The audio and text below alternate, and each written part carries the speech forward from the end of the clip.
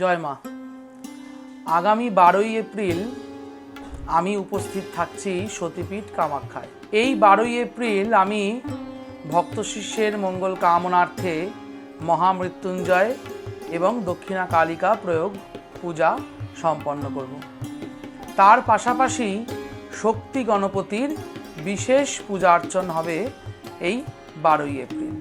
মূলত যে কারণে আমার এই প্রয়োগ সেটি হলো ব্যবসায়িক ক্ষেত্রে যারা ভীষণভাবে কষ্ট পাচ্ছেন, প্রচুর চেষ্টা করছেন কিন্তু কিছুতেই ব্যবসায় লাভ হচ্ছে না, প্রচুর লোকসান হচ্ছে, প্রচুর ঋণ হচ্ছে, সেই সমস্ত ভক্তদের জন্যই আমি সতীপীঠ কামাখ্যায় উপস্থিত থাকছি আগামী 12ই এপ্রিল।